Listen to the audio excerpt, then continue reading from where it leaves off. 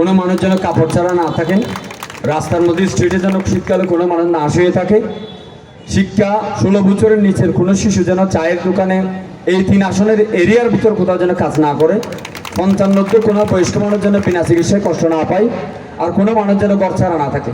রেখে তার যে কল্যাণ সেটা তার বাড়িতে পৌঁছে দেওয়া হবে, বাড়ি বাড়ি পৌঁছে দেওয়া হবে, যেন কেউ কাউকে না দেখে কারো মর্যাদার জন্য ছোট না হয়। সেই মর্যাদা, অধিকার, সাম্য, মানবিকতা এবং মর্যাদা এটা আমরা জনগণের কাছে পৌঁছে দেওয়ার জন্যই আমরা এই সংসদ ইলেকশন করার জন্য সিদ্ধান্ত নিয়েছি।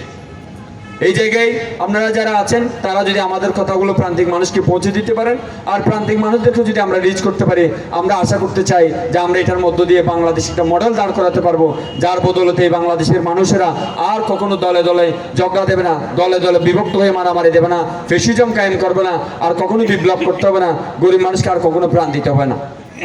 আর এই ব্যবস্থাপনা তৈরি করার জন্যে গোটা বিশ্বে আমাদের যারা বন্ধুরা আছেন, যারা আমাদেরকে চিনেন, আমরা বলতে চাই যে গত 25 বছরে যত কাজ কক্সবাজারে হয়েছে এর চাইতে বেশি কাজ ইনশাআল্লাহ আগামী 5 বছরে হবে। তার জন্য গোটা বিশ্ব থেকে যেখান থেকে আমাকে ফাইন্যান্স আনতে হয় আমি তার জন্য দৌড়াদৌড়ি করব। আমাকে শুধুমাত্র সরকারি টাকার উপরে দাঁড়িয়ে থাকার জন্য আমি এই কাজ করছি না। আমরা বলছি যে কক্সবাজারকে যদি মডেল দাঁড় করাতে হয় তার জন্য যেখান থেকে ফিনান্স আনতে হয় সেই কাজ আমরা করব।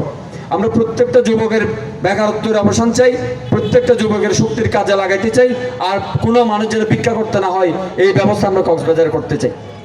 যে দেশের জনগণ ভেতর থেকে মজবুত নয় তাদের কোনো জাতীয় শক্তি নেই, আর যার জাতীয় শক্তি নেই তার কোনো সার্বভৌমত্ব নেই, যার সার্বভৌমত্ব নেই সে ইন্ডিয়া দ্বারা গ্রাস হবে, পার্শ্ববর্তী দেশ দ্বারা হুমকির শিকার হবে। আমার জনগণ যদি ভাত খেতে পারে, আমাদের দেশের সবচেয়ে প্রান্তিক মানুষটা যদি কারো কাছে হাত পাততে না হয়, কোনো মহিলাকে যদি লাইন ধরে চাল না নিতে হয়, ডেফিনেটলি সে একটা শক্তিশালী জাতি রাষ্ট্র তৈরি করবে, তার জন্য সন্তান জন্ম দিতে পারবে। যিনি লাইন ধরে চাল নিয়েছে তার ছেলেমেয়েরা কি করে মর্যাদা সম্পন্ন জাতি গড়ে তুলতে পারে? এই কারণেই আমরা এই ব্যবস্থাপনার ত্রুটি যেটা সেটাকে শুদ্ধ করতে চাই। আমরা আগের রাজনীতিগুলোকে নাকচ করতে চাই না। আমরা বলতে চাই যে তারা যে কাজ করেছে তার বদৌলত আজকের বাংলাদেশ তৈরি হয়েছে, কিন্তু সেই বাংলাদেশের শেষ কথা নয়। 50 বছর একটা রাজনীতির প্যারাডাইম শিফট হয়, বাংলাদেশে সেটা হয় নাই। কারণ রাজনীতিকে মধ্যবিত্ত শ্রেণীরা যে একটা ভালো জ্ঞান হিসেবে, ভালো চিন্তা হিসেবে যে গরিব মানুষের কাছে পৌঁছে দেওয়ার কথা, সেটা যখন দায়িত্ব